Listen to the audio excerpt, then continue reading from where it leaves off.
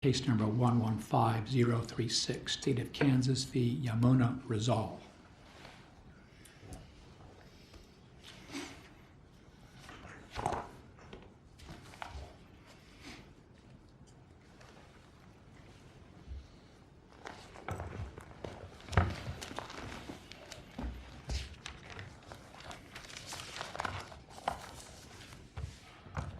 May it please the court. I'm Jonathan Lawrence. I represent appellant Yamuna Rizal. Chief Justice, may I please reserve 3 minutes for rebuttal? 3 minutes is granted. Thank you. Beginning with a very brief history of this case and how we got here. Yamuna Rizal and her husband are owners of a Shawnee, Kansas convenience store. In 2012, police officers received a tip that some substances may have been sold from that store. The substances are commonly known as incense, or less commonly perhaps cannabinoids, but the correct legal terminology would be controlled substance analogs. The officers searched the store and they found indeed controlled substance analogs and charged Ms. Rizal with possession with intent to distribute, and I believe distribution. In 2015, the United States Supreme Court issued a case, McFadden versus United States, where they discussed a two-pronged step for proving knowledge when you're accusing somebody of distributing controlled substance analogs. A month later, after the McFadden decision, Ms. Rizal proceeded to trial in front of a judge. She waived a jury, and she lost. We appealed her conviction, and one of the arguments was whether the McFadden case defining the scope of knowledge for a defendant accused of distributing controlled substance analogs should apply. The Court of Appeals rejected the argument, finding that in Kansas, the only thing that the state is required to prove is knowledge of your conduct, not knowledge of the actual controlled substance or any part of it, just focusing on conduct. This Supreme Court has granted review only on one issue, and that is whether McFadden should apply to Kansas laws regarding controlled substance analog. Is that the right question, counsel, whether McFadden applies? And I kind of asked the question because I don't really see it as the right question. It doesn't apply in a technical sense. I mean, it's not construing Kansas statutes or Kansas laws. Correct. But it seems to me your real argument is that the result in McFadden, the substantive result, is compelling and persuasive, and we ought to adopt it in Kansas, right? Correct. Yes, Okay. I probably phrased it poorly. It's not that we're bound to follow McFadden. There's no separation of powers or any argument like that. The issue is whether we as a state should adopt McFadden's test for mens rea into Kansas. We would have to root that somewhere in Kansas law, though, wouldn't we? We can't just root it in McFadden in a U.S. Supreme Court case. That's a statutory interpretation. Yeah, wouldn't we have to root our interpretive decision as to what is the appropriate mens rea? We would have to root that in Kansas law. McFadden might be persuasive. Correct. Well, But we have to root our decision in Kansas law. I agree with that. I believe. So if you could just go right to where do we get the so-called McFadden rule in Kansas law? Absolutely. The most compelling reason for the McFadden rule to apply in Kansas is found in 3 places. The first place is in Pattern Instruction for Kansas 57.050. We actually, since 2013, which predates Ms. Rizal's trial, we have a specific jury instruction, 57050, that talks about controlled substance analog, possession, distribution, etc. That's its official title. So that we could not be more specific and more narrowly tailored in terms of where we begin our inquiry than this PIC instruction, which sets forth the elements that the state must prove to convict somebody. And what we find is it is a 5-part test. I believe the 5th part, which is venue or locale or what have you, is not part of our inquiry. But as to the other 4 parts, we find that this instruction patterns and follows McFadden. I guess technically McFadden would have followed it if the Supreme Court justices in Washington had even been aware of this, because the jury instruction actually pre-existed McFadden. But McFadden talks about substantially similar. That's the language out of McFadden, is whether the controlled substance analog is substantially similar to the drug it's attempting to mimic, and whether the controlled substance analog has a substantially similar effect on the user, and that is in our pattern instruction 57.050. Zeroing in on what the Court of Appeals found, the Court of Appeals decision says that we, under 215202, that statute, we in Kansas are stuck with a legislative directive that the only thing that we should be concerned about is whether or not the defendants coming under these controlled substance analog statutes knew of their conduct, the conduct being either to possess or distribute. But this PIC actually more specifically says in subsection 4 that one of the things the state has to prove is that the defendant did so, meaning possess or distribute, the defendant did so with the intent that and there we insert the name of the analog, be used for human consumption, which means in the PIC, the defendant has to be aware of some nature of that controlled substance analog. And so what McFadden suggests, and what McFadden directs federal courts, is that you can show that knowledge one of two ways. And it's intellectually complex, so I'm going to try and make it simple. Either you know that you're carrying a substance, you don't know the specific substance, but you do know that that substance is going to be listed in the list of prohibited substances.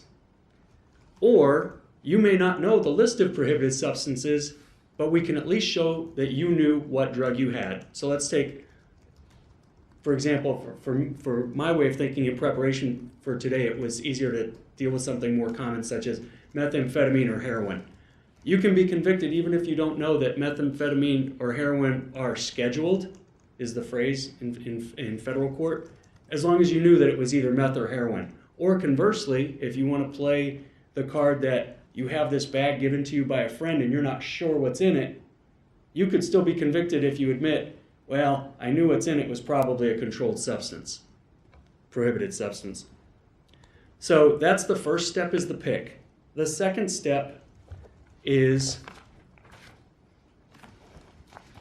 if we look at Kansas Statute 215202, I respectfully suggest that the Court of Appeals only looked at subsection A, which does use the word conduct, but the Court of Appeals analysis overlooked subsection I.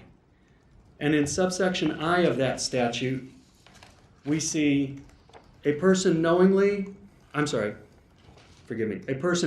knowingly or with knowledge with respect to the nature of such person's conduct or to circumstances surrounding such person's conduct when such person is aware of the nature of such person's conduct or that the circumstances exist.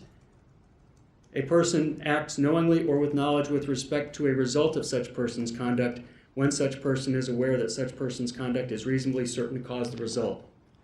So it seemed to me that that language implicates not only a requirement of your conduct, but a requirement of some aspect of the nature of the controlled substance, or in this case, the controlled substance analog. The third source would be in the jury instruction that runs on the heels of 215202, and that's PIC 52.010. And 52010 does talk about a defendant acts knowingly when the defendant is aware of the nature of his or her conduct that the state complains about, or the circumstances in which he or she was acting, or that his or her conduct was reasonably certain to cause the result complained about by the state. It would seem to me that that language out of that PIC suggests more than just knowing that you are possessing, for example, this object. I may not know it's a pen, but I'm holding something that's enough to convict me if this is a prohibited. Yeah, the upshot of the panel opinion is effectively to eliminate a genuine mistake of fact defense. Correct. It imposes a kind of strict liability. I would agree with You that. went to the store to buy potpourri. Somebody, unbeknownst to you, had substituted a controlled substance for the potpourri, and now you're guilty of possessing the controlled substance. Correct. And your suggestion is just Kansas statutes define knowingly A little bit broader than that. And that has an actual knowledge component. correct. And although this was a bench trial, our jurisprudence suggests that when we analyze sufficiency of evidence challenges, for example, in the bench trial context, this court has repeatedly referred to the PICs as setting forth and stating these are the elements that must be found in order to convict somebody of a certain offense. And so I believe that that PIC, 57050, tracking what the Supreme Court said in McFadden so closely, suggests that we should incorporate McFadden's test for knowledge into our jurisprudence. Or does it suggest we already have done that? I mean, PIC Correct. PIC doesn't make the law. PIC just States the takes law. the statute and states it. Correct. The PIC pre-existed McFadden, so I'm trying to be very careful with how I phrase it, because obviously then there was no McFadden at the time the PIC was written.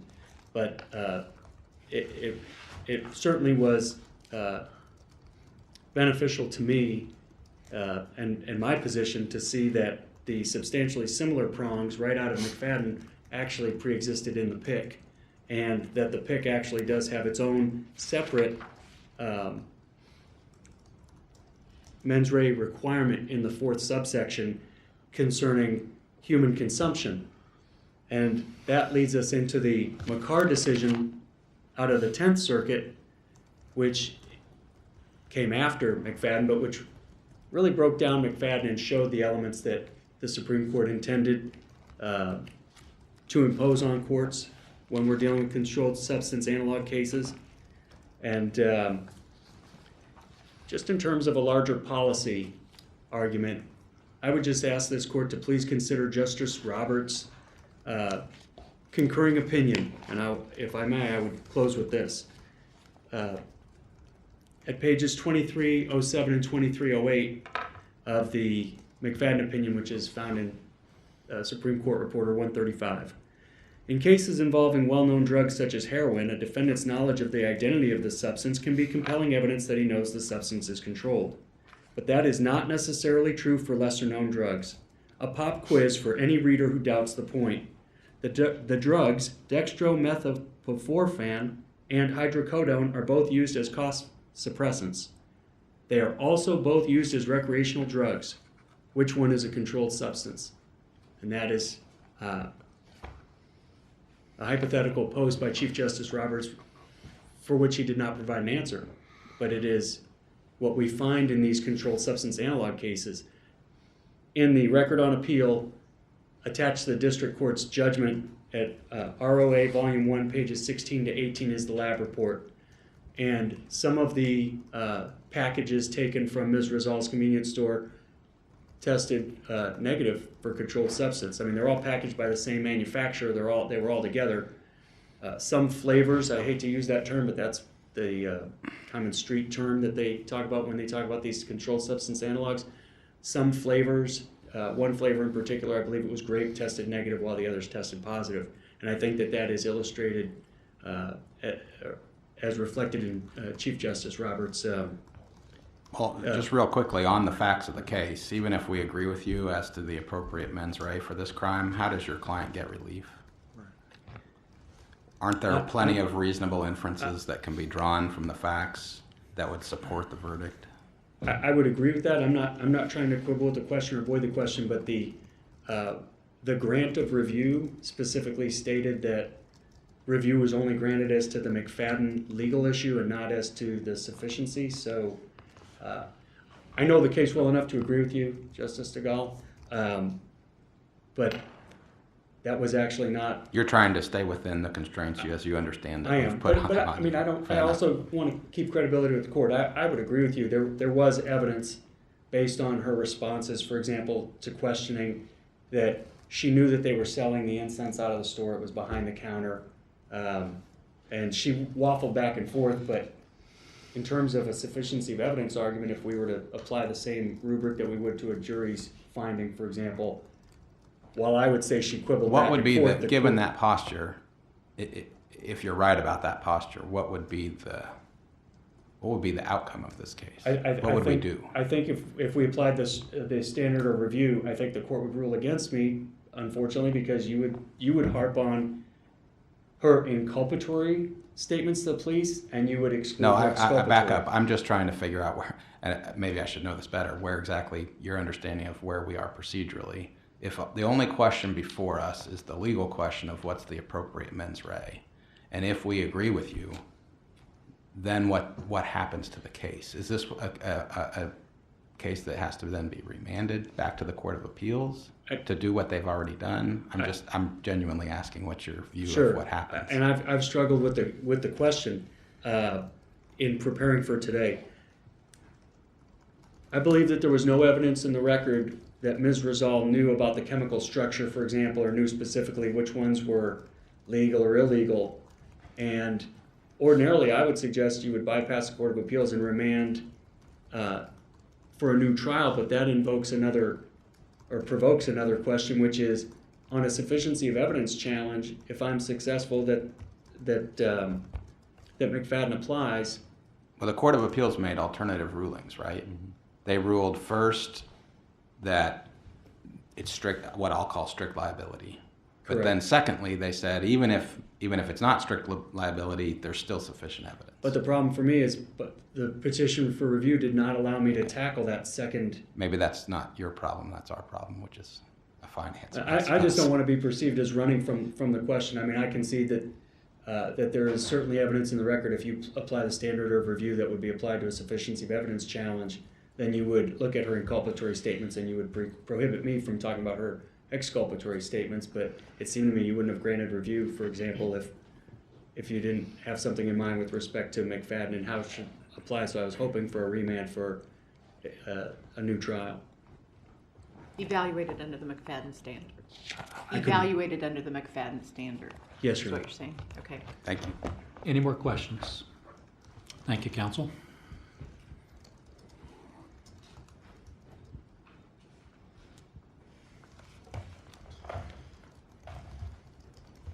Mr. Chief Justice, and may it please the court, I'm Jacob Gonteski. I represent the plaintiff, the appellee in this case, the state of Kansas. I would respectfully argue that the Court of Appeals had it correct in this case when it found that McFadden and its rule was not applicable to the Kansas statute regarding possession in this case. Mr. Gonteski, let's assume for a moment that we agree with you that it's not directly controlling, or kind of along the lines of my colleague's first few questions to your opponent. But I'd like to return you to the last few questions about where we are if we think, in essence, Kansas law provides for itself that there's a requirement of some knowledge on the part of the defendant. If that's where we are, then what? I think this court could make that ruling. It's certainly within the scope of what the review was granted for, but I don't think there'd be anything beyond that for this case, for the life of this case, because the Court of Appeals did find in the alternative that even if McFadden was applicable, that sufficient evidence existed to support Ms. Rizal's conviction here. So remanding it to the Court of Appeals would result in them presumably saying essentially the same thing. We already answered this question. So I don't believe as though there would be any further life to this case beyond the ruling that this court could make that would subsume that McFadden holding into Kansas law. And isn't that one of the reasons why we have sometimes in the past said that when the Court of Appeals had an alternative holding that would support its result, there's not much point in us ruling on the first alternative? Absolutely. Thank you. Yes. But in the event that this court does address the issue and take it to its merits on whether or not the McFadden holding should be rolled into Kansas law and the Kansas statute, there are a couple of reasons I'd like to point out that it is not applicable, at least to this case. I'm not going to go into the facts of this case, as was already mentioned, if that's outside the scope of the review that was granted. But I still would point out, and I still believe it's relevant, as opposing counsel had mentioned, the crime lab report is in the record here, as is the complaint that was filed against Ms. Rizal. But I think the argument could be made that the pick that was cited by Mr. Lauren's first argument in support of the McFadden holding being applicable to Kansas, pick 57.050 is the instruction regarding analog possession.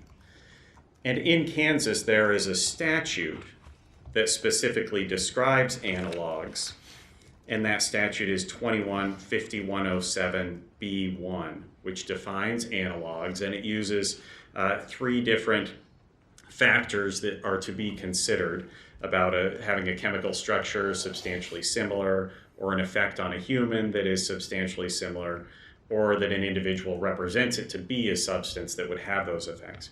That's our definition of an analog, and that is straight out of the federal definition of an analog as well. But Ms. Rizal was not charged under that statute itself. She was charged under a statute 21-5705, which was possession with intent to distribute a controlled substance from a particular schedule. And when you work your way down the subsections of that statute, A7 says any substance designated in subsection H of KSA 65-4105. And when you go down to KSA 65-4105 H2, you find the name of the actual substance that Ms. Rizal possessed in this case. This case was not charged under the premise that what she had was not a listed substance, but rather was a separate substance that was just substantially similar or might have the same effects. She was straight up charged with having a substance that's listed on the schedules. Did the state have to prove that she knew she possessed that substance? It did not. Under existing law, the state had to prove that she possessed that substance. So this is, your position is this is a strict liability crime? Correct. This is a straight listed controlled substance. How can that, help me understand that. Given Kansas's definition of knowing, how do you get to a crime which somebody who genuinely doesn't know? I mean, I hesitate to even use the word, but I will, a sort of genuinely innocent party who comes into actual possession, it's knowing possession, the person knows they possess the item, but has a genuine mistake of fact as to what that item that they possess actually is. And how can that be a crime in Kansas, given our definition of knowing? It can be a crime in Kansas because there's certain crimes that this legislature has defined as being ones that we don't have to prove the defendant's knowledge. And we don't prove a defendant is aware of the chemical makeup of his methamphetamine either. We don't prove that a defendant knows that his blood alcohol content is over 0.08 when he's driving, just that he was willingly, intentionally driving. When a felon is found in possession with a firearm within a prohibited range of time, 5 or 10 years following a conviction, we don't have to, the state is not tasked with proving the defendant was aware that the felony conviction he had from 9 years ago was one of those that would prohibit him from possessing a firearm within that time frame. So the legislature has defined certain crimes as being ones where the state is not tasked with proving a certain aspect of knowledge, only that the defendant knowingly possessed the item. But And possession, the definition of possession says with knowledge. it does, with knowledge that they possess the item, as the Court of Appeals noted. And Ms. Rizal did have knowledge that she possessed these items. She knew where they were. She knew how they had been ordered. She knew how many she had ordered over the last few weeks and months, the hundreds of packets. So she absolutely had knowledge of what she had. She did argue, the state's certainly not arguing that Ms. Rizal had knowledge of the actual chemical makeup of what was inside those bags that she was selling. But she did have knowledge that she possessed the items that were found to be on the I controlled think substances. that chemical makeup thing is a straw man.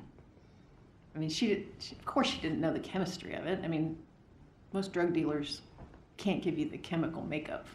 exactly of what they're dealing. Right. It's one of the two ways McFadden said knowledge could be proven. Knowledge of what the substance is, not Right. some high-level scientific knowledge. Well, to that end, she did know it was incense. She stated customers would come in asking for incense, and it was held behind the counter, Yeah. and was I not don't, on display. yeah, I don't dispute that the facts are bad for her here. I'm not taking issue with that. I just wanted to point out that continually referencing the chemical makeup is not helping you, I don't think, because I don't think we expect that of anybody. Okay. Well, Does, in your view, does KSA 21-5202I apply to this crime? it does. Knowledge. It's So the- how do we understand the language in that statute about that describes a knowing act as one that includes knowledge of the result of such person's conduct, when such person is aware that such person's conduct is reasonably certain to cause the result? That's one of multiple ways knowledge can be proven. That's one description of it. There are others as well. But Being aware of the nature of such person's conduct. she was aware that she possessed these items. She absolutely. That's the nature that we're talking about. Just Exactly. raw possession. It's raw possession. It's not Absolutely. possession of a controlled substance. I mean, that you parse that really finely. I do.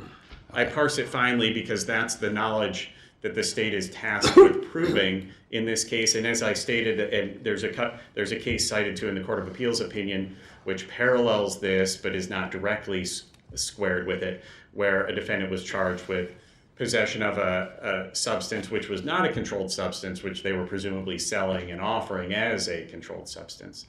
And the Court of Appeals stated the state did not have to prove that the defendant was aware the substance they had was not a controlled substance.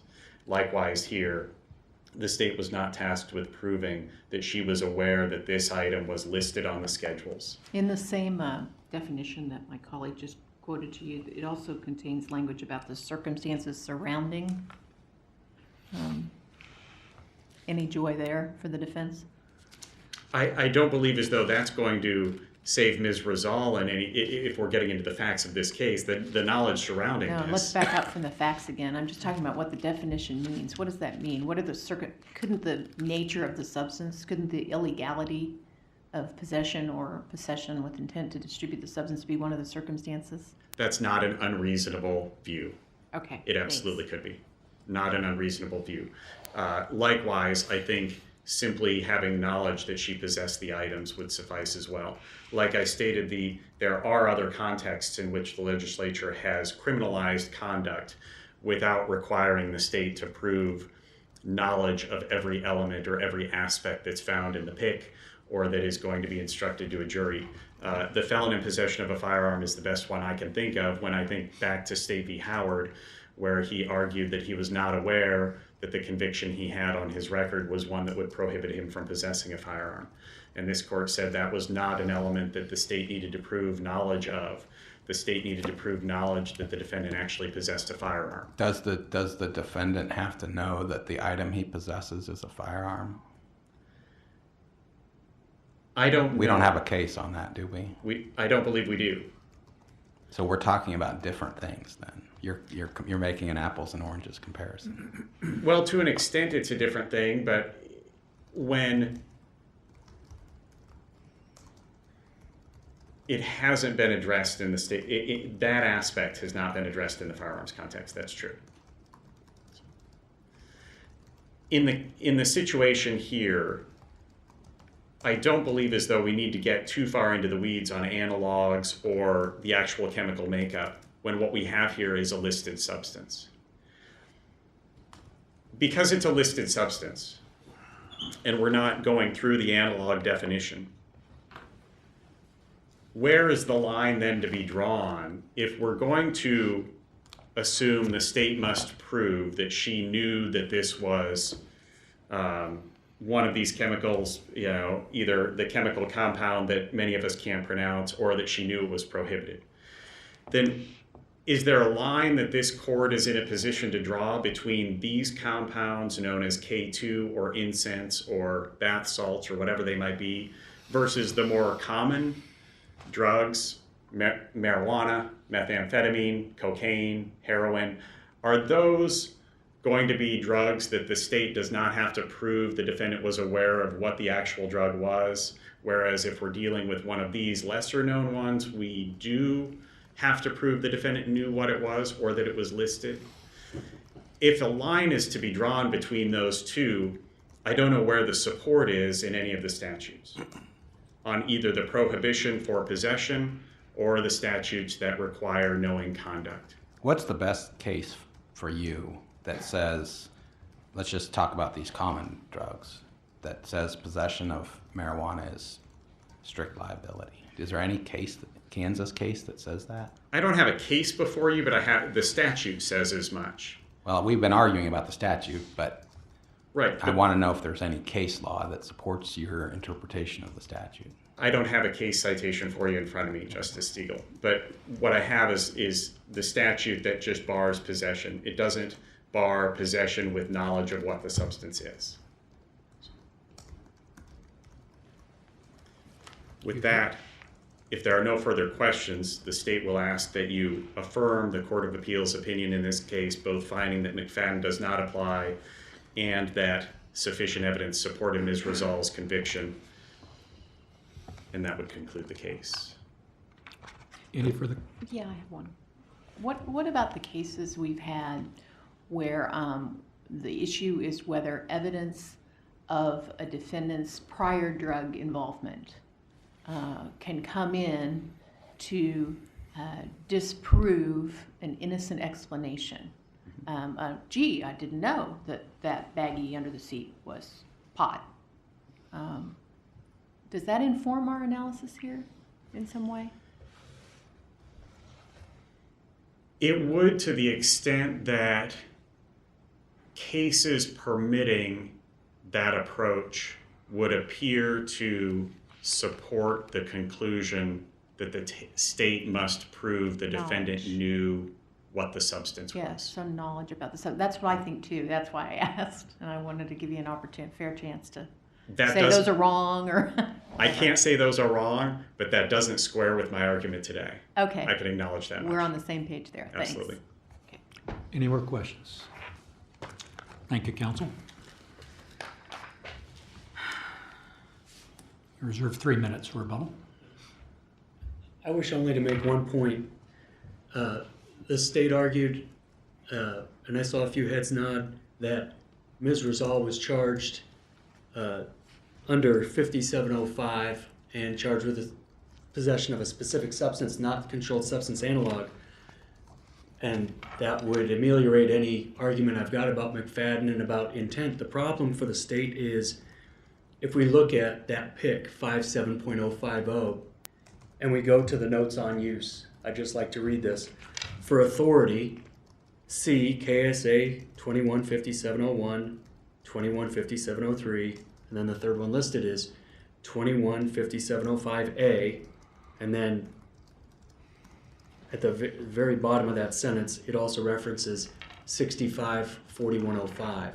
So the PIC on controlled substance analogs not only applies to the controlled substance analog statute under which she could have been charged, but the PIC by its notes on use applies to the statutes she was in fact charged under. So there's no escaping that we do need some guidance from the court. This PIC has never been litigated at the Court of Appeals or the Supreme Court level. This is a case of first impression on the PIC, and the PIC does, as I mentioned earlier in subsection 4, the PIC does have a mens rea requirement that would suggest that it's beyond strict liability, simple possession. Any further presentation? No, Your Honor. Any more questions? All right, thank you, counsel. Thank you. We thank both counsel for your arguments this morning. Court will take this matter under advisement.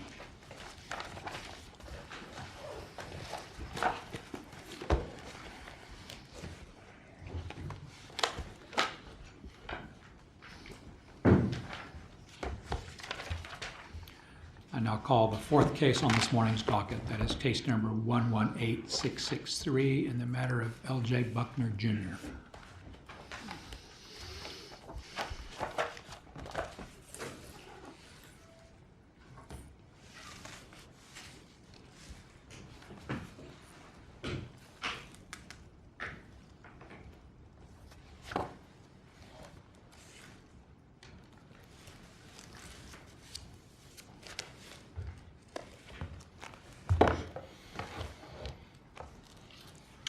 Good morning, Penny Moylan, appearing on behalf of the Disciplinary Administrator's Office. Chief Justice Nuss, I would request 3 minutes for rebuttal.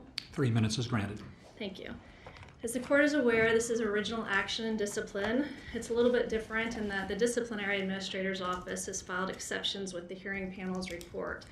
Namely, the hearing panel's failure to find that the respondent's conduct violated Kansas Rule of Professional Conduct 8.4c, which is conduct involving dishonesty, fraud, deceit, or misrepresentation.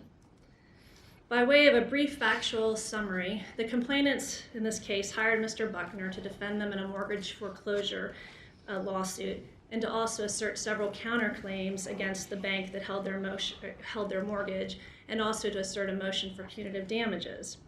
In February 2014, Mr. Buckner sent them an engagement letter, and the letter in pertinent part provided that he would charge $300 per hour, that he would cap the client's payments at $500 per month, and it also provided, and this is a quote, "Buckner is entitled to and may recover the full amount of his billed fees from persons other than clients through attorney's fees provisions, sanctions, or the like." Mr. Buckner forwarded this retainer agreement to the clients in an email. In the email, he told them that they were to pay a $500 per month plus expenses, and he was calling it a monthly cap or fee. He also said, "This will force me to keep track of time in case we are successful in recovering the fees and expenses from persons other than you." The case proceeded, the counterclaims were filed, and the trial was set for the first week in August 2015. I want to fast forward to July 23rd, 2015. It was the final pretrial conference. At that time, the court granted the bank's motion for summary judgment on the mortgage foreclosure.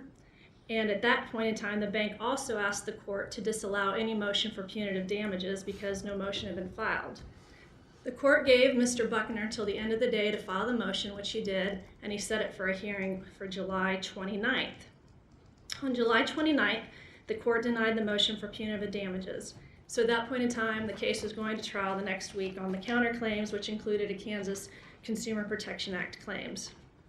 Here's kind of where the crux of the case comes in. On July 30th, the bank, believing this was a good time to push for settlement, forwarded a settlement offer of $25,000 to Mr. Buckner. On July 30th, Mr. Buckner relayed this settlement offer to the clients, and he said, "Under the agreement as it stands, you would have been in your house for 5 years without making a payment, owe nothing to EverBank, and have $25,000 in your pocket if the loss mitigation options were not acceptable to you." The clients rejected this offer,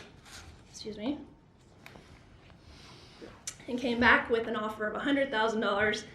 The bank came back with $49,999, and the clients accepted it.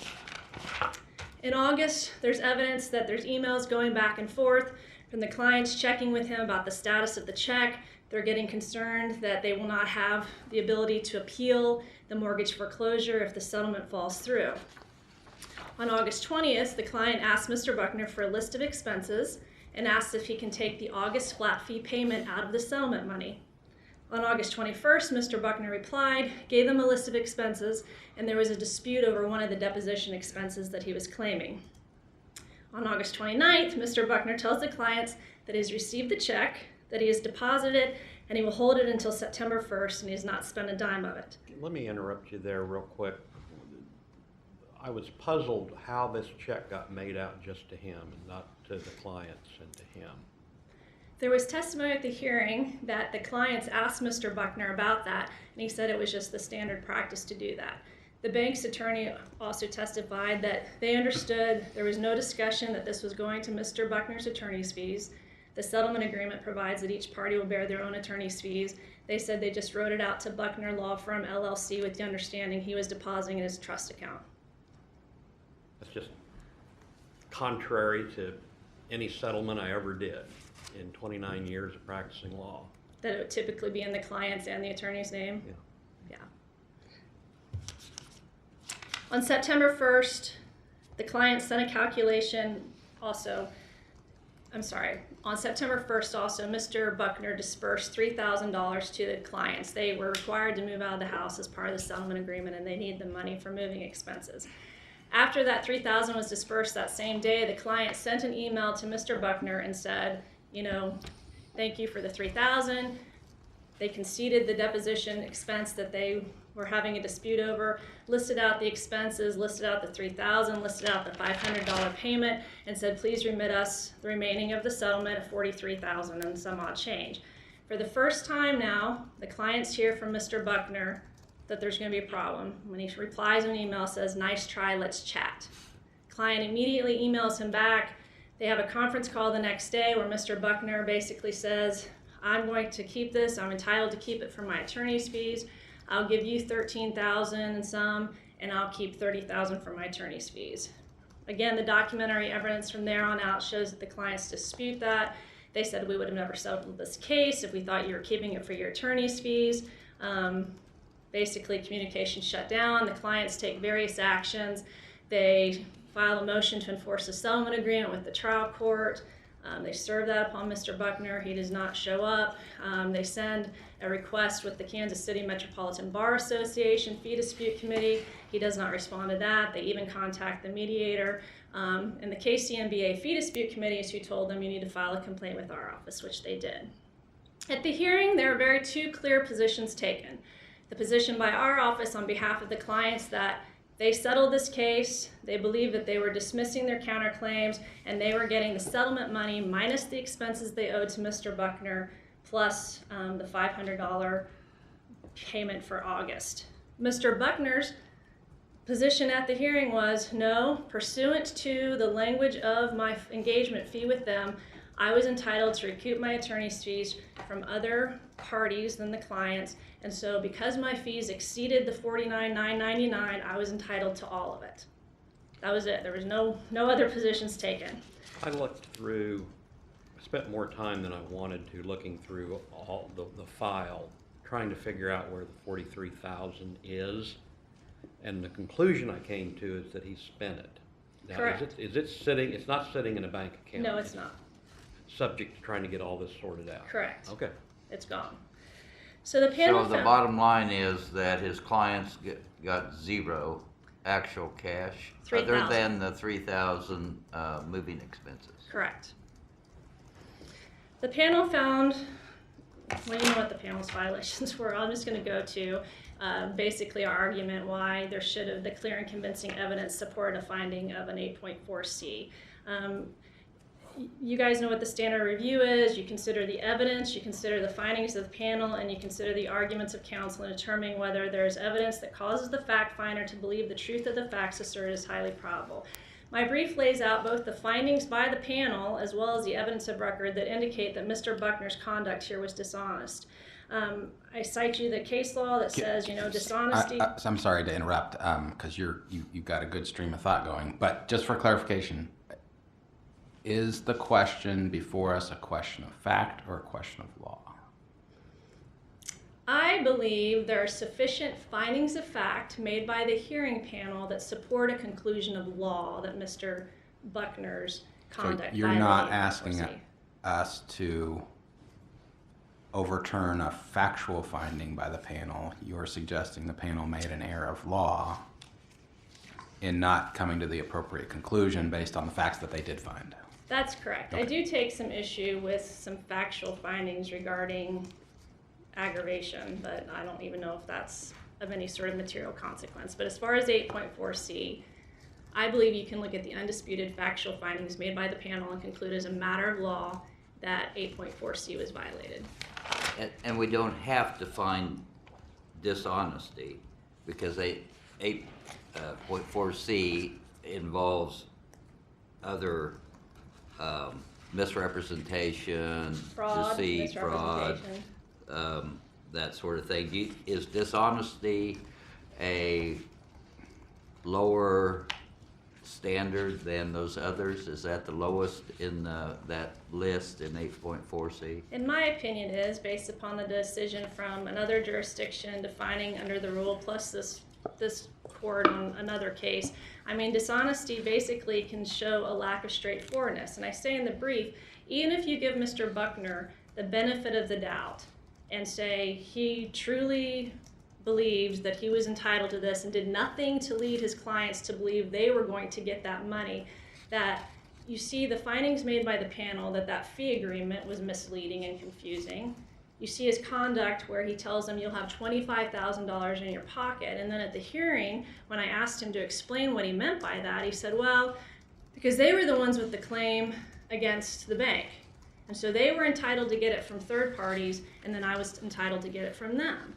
But then yet his testimony throughout the hearing was, it came from third parties, so I was entitled to get it from the third party. So to answer your question, Justice Johnson, I do think dishonesty is a probably broader than fraud, deceit, or misrepresentation. Do we look just at his conduct with respect to his clients or subsequent to the complaint? And the reason I'm asking that is the panel called his reconstructing time records 2 years after the fact to be inaccurate, unfair, and deceptive practice. I think they're all bundled together because I agree that the And panels. if they're bundled together, you're saying that when the panel makes that finding that he engaged in inaccurate, unfair, and deceptive practice, that would be a violation of 8.4C. Yes. Okay. I think, again, that goes towards his whole position taken about his entitlement to this. And as the panel correctly noted, if he truly and his clients understood that he was getting the settlement amount because of the attorney's fees, they didn't even know what his attorney's fees were. I mean, they weren't created until after the fact, these invoices. The other thing, too, that I think is telling that was a finding by the panel was that when Mr. Buckner was asked to explain, well, why in the world would your clients reject $25,000 if none of it was going to them? And his response was basically they were negotiating a higher attorney fee for him.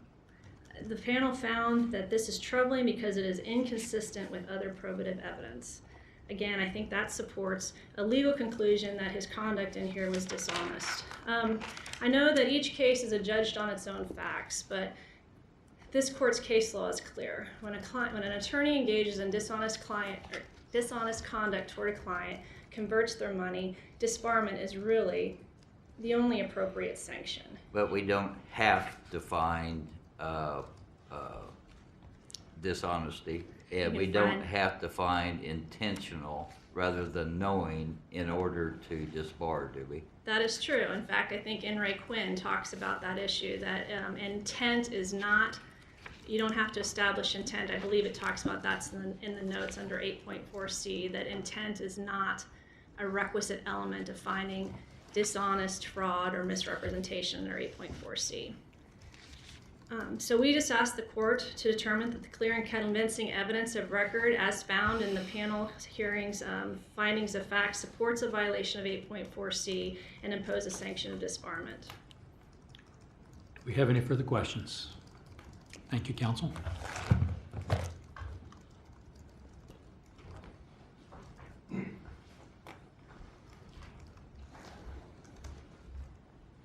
May it please the court, members of the court, Mr. Chief Justice, John Ambrosio on behalf of the respondent.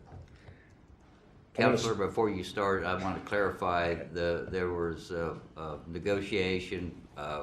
$25,000 was offered by the bank. Correct. Counter offer of $100,000. Bank came back with $49,900.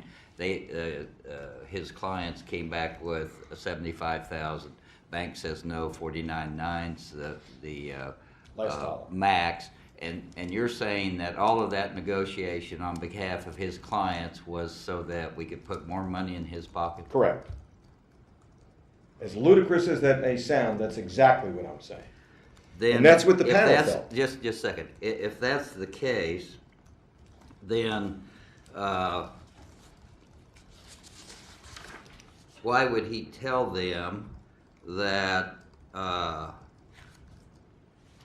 August 26th, once I get the check, I'll deposit it and disperse the funds when they're available? 3 days later, he says, a check came Thursday, deposited the same. Bank says hold, release September 1. If so, you'll get paid the same day. I have not spent a dime of it. Inartful communication. Inartful Or communication. incredibility. Huh? Or incredibility. I stick with inartful, but I hear what you're saying. Let me be clear that we accept the recommendations and the findings of the panel in this case. He understands, he meaning my client understands, and we all understand, when you have a 207 violation and you don't answer the request of the disciplinary administrator's office and you don't file an answer, that you're going to get suspended. He understands that. He also understands he should have had a trust account. He also understands that when there is a disagreement over a fee, and this is regardless of the type of case it is, whether it's a disciplinary case, a criminal case, a PI case, the obligation of a lawyer is to put that entire amount of money in a trust account that bears interest until it is decided by a court or some other body as to how that fee should be distributed. He didn't do that, and he understands why he's in trouble because of that. Even though he said, to these people, I don't count my chickens before they're hatched, and he spent the $43,000 even though it was in dispute. Correct. That seems pretty obviously deceptive. Or he had the meltdown that he talked about, or he was confused, or he didn't have any idea what he was doing. Does he have any $43,000 now to pay these people? Does he have that 43? No, that money I was spent. understand You're that. asking if he can make restitution? Yes. And I don't know the answer to that. And I think there's a claim before the protection fund for that amount. I may be incorrect about that. Are you? You said just a minute ago that he didn't know what he was doing. Are you He had a suggesting meltdown. that you can achieve a certain level of incompetence that absolves you of dishonesty? I think you can achieve a certain amount of agita, as we say in my background, or anxiety that causes you to make big mistakes that can be interpreted as dishonesty. But, Mr. Justice, that's not what the panel said. They said he made some mistakes, they said he was inartful, and they said that the facts did not show that he was that dishonest or he was not involved in fraud. You don't have to accept it. Do you think this is Do you think Factual. that finding is a fact finding, or are we talking about Factual. legal determination? I think it's all factual. And how they, not you, interpret the facts. And they were there, they heard the witnesses, they watched the witnesses, they heard the other two people who were obviously difficult to deal with, and they heard my client testify. He was a lawyer for 24 years with a Yale background, never had a problem with disability, never had a problem with discipline before. He came back from back east to be out here because his family was here. He was in a large law firm, left that law firm to go out on his own. And he made some mistakes. He did a tremendous amount of work for these people. And I understand what we all have been taught to do is you keep track of every second that you pay on every case, which is what I was taught, and what most lawyers were taught. Even in personal injury, you should do that. In this case, he should have kept contemporaneous time records. He put those records together at the end to answer the entreaties of the disciplinary administrator's office. Now, what he could have said was, if he was really dishonest, here are the records, and I did them contemporaneously. If he was going to lie, if he was going to cheat, that's what he said. He said, I put them together after the fact. If I was going to lie, I would have said, I did them at the time. Prove me wrong. He chose not to do that. Couldn't tell if there was a question there or not. Well, I thought I saw someplace that he testified that when he got the funds, he put it in his trust account. He didn't have a trust account. He had Well, I closed- know he didn't, but he didn't testify I don't that. remember him testifying anything about a trust account. He had closed his trust account earlier, is my understanding, and then he put in his operating account. Which Now, I my understand is question wrong. there is, how can that not be intentional conduct when you take money from a settlement and you put it with your money? Why is that commingling not an intentional act? Because the I hear what you're saying. definition of intent from the annotated treatise on standard for imposing lawyer sanctions says, quote, the conscious objective or purpose to accomplish a particular result, end quote. He takes a check, goes to the bank, says, put it in my account with my money. And why isn't that intentional conduct? I think it was negligent. I'm not saying he was right Mr. Justice. I'm not saying he was right. I'm not saying a good lawyer would have done that. No, I'm just he saying, made a why mistake. wasn't that an intentional act? I don't It see wasn't how a it was mistake. intentional. I mean, the bank didn't put it in. No. It was intentionally said put in that account, and that was wrong. Obviously, that was wrong. Obviously. I mean, the problem here is, and I'm fighting because that's what I've been taught to do, is I fight about everything, because that's my job as an advocate. The problem is he did some things wrong, but the panel bought my argument. The panel bought my client's testimony.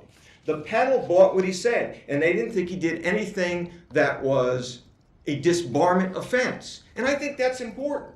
I think that's absolutely important. The panel said he needs to be suspended for all of his actions, but for only the 2 years. Now, I will tell you, he's never going to come back to practice law. His meltdown led him to say, even with the Yale Law degree, even with all of this practice experience, I'm quitting.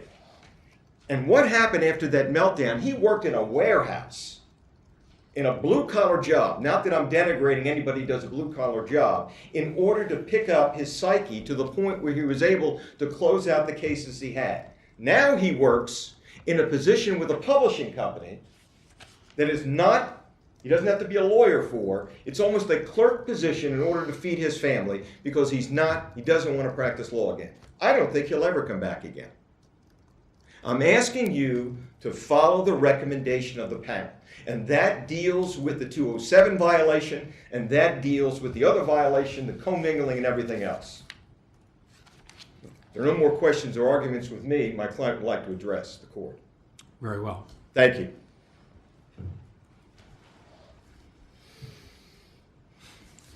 You be calm. Don't do what I did. Okay.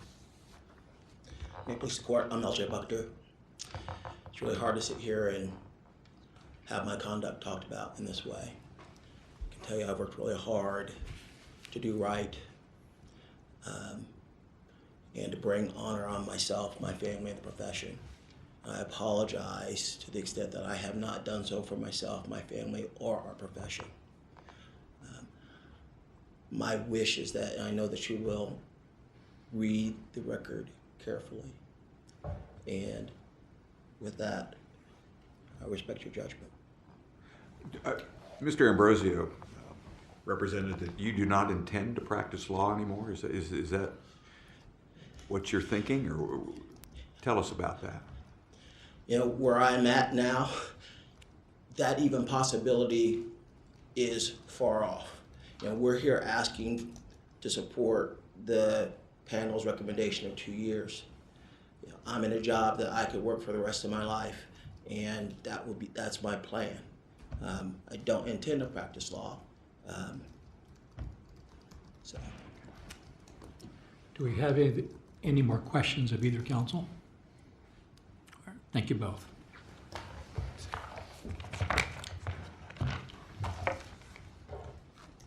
You reserve 3 minutes for rebuttal. I'll make it brief. I want to address two things that Mr. Ambrosio said. First of all, he said the panel believed his client. I think, as is clear, and if you look at the hearing panel's report, they did not believe the respondent in this case. They lay out under paragraph 51 all the reasons why they don't believe the respondent in this case. Why his position that he was entitled to keep all of that was not consistent with what he told the clients, was not consistent with what he testified to at the hearing. And then just the last thing I want to do, Mr. Ambrosio in his brief and up here before the court today wanted to characterize Mr. Buckner's failure to place the money in a trust account, keep it in a trust account, basically was caused by a complete breakdown. If you look at the exhibits submitted by Mr. Buckner, specifically it's in volume 3 or 4 of the record, Exhibit A, it's the letter from Mr. Buckner's psychologist that treated him. And she basically said that his issues in this case are characterological. It's a hard word to say. They weren't created by depression. They're created by some disdain for others, ambition, need for recognition, a sense of self-centered importance, narcissism. So I would just argue that there was really no credible evidence supported that his meltdown was the cause of him not doing what he's supposed to do under the rules of professional conduct. I think the evidence in this case clearly demonstrated that he had a difficult case on his hand. He probably had some difficult clients as well. He led those clients to believe that they were settling the case, they would receive those funds. Then once he had the check in hand and started thinking about all the work he put into it, he decided, I'm going to keep some of this money. I suggest that there are enough findings by the hearing panel report to find a violation of 8.4C, whether it's dishonesty, fraud, misrepresentation, and that warrants the sanction of disbarment. Any more questions? See none. Thank you, counsel. I thank all of you for your arguments this morning. Clerk will take this matter under advisement. That concludes this morning's docket. Court is now in recess until 9 o'clock tomorrow morning.